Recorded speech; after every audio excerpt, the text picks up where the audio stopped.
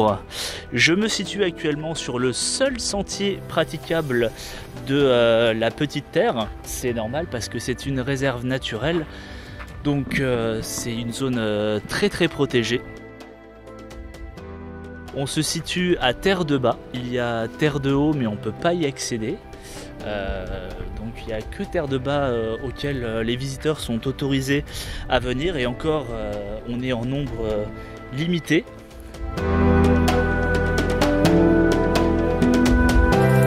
Je suis en train de marcher au milieu de traces d'iguanes. D'ailleurs là il y en a un superbe, je ne sais pas si tu arrives à le filmer. Ouais, il est trop caché. Ah là. Il est vraiment caché. Il est beau. Il est un peu plus grand que celui de tout à l'heure. En gros, on en voit ici tous les...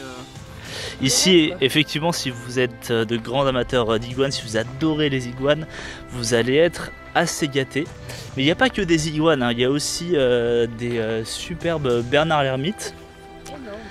Et ils sont vraiment énormes. Effectivement, ils sont énormes.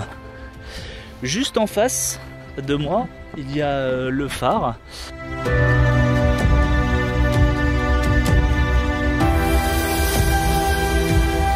Il y avait encore quelqu'un qui y habitait jusqu'en 1972, mais maintenant il n'y a plus personne. Le phare est inactif depuis cette période-là. Et les dernières personnes qui vivent encore sur cette île, ce sont les personnes qui sont chargées de protéger cet espace naturel. Nous sommes dans une réserve naturelle, donc c'est très réglementé. On ne peut pas faire ce qu'on veut et c'est tout à fait normal.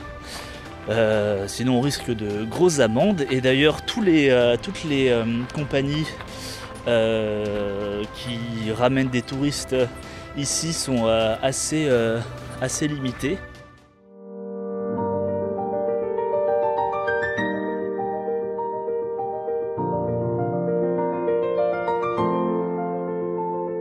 Petite Terre, c'est un lieu parfait pour faire du snorkeling. On peut y observer pas mal d'espèces complètement différentes, des espèces que personnellement on n'a jamais vues au large de Grande Terre ni de Basse Terre. Bon, bien sûr, il y a les magnifiques tortues, ça c'est incontournable, mais il y a aussi les fameux requins citrons.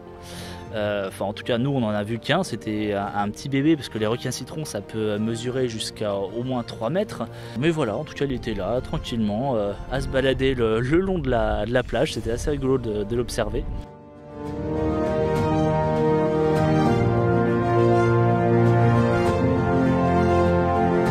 Il y a beaucoup de variétés de plantes ici, et il y a notamment l'agave. Ce qui est intéressant avec l'agave, c'est que c'est surtout un refuge pour les oiseaux.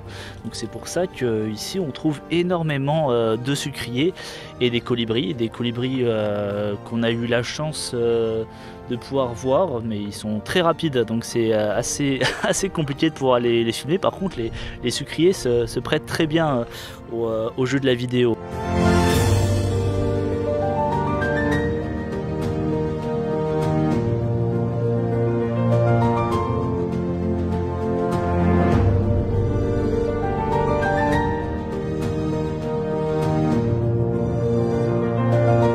À ce niveau-là de l'île, on a une vue assez privilégiée sur les autres îles. Là-bas au fond, par temps dégagé, on peut voir la Désirade.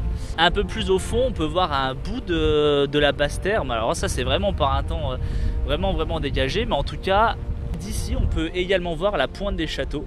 La Pointe des Châteaux que l'on traverse de long en large pour venir jusqu'ici. C'est un passage obligé. C'est assez impressionnant.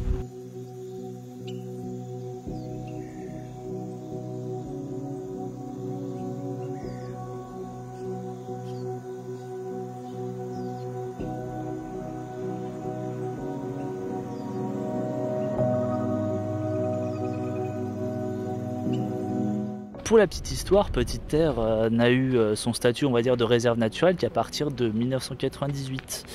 Avant, c'était une terre qui était habitée par quelques familles. On retrouve des traces d'ailleurs des Européens de la fin du XVIIIe siècle.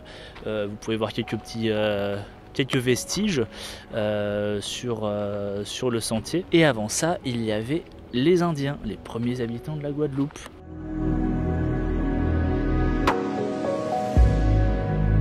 Tous les iguanes que vous pouvez voir dans cette vidéo sont les iguanes antillais. On retrouve cette iguane uniquement dans les petites Antilles et c'est une espèce endémique, donc il est très important de la protéger.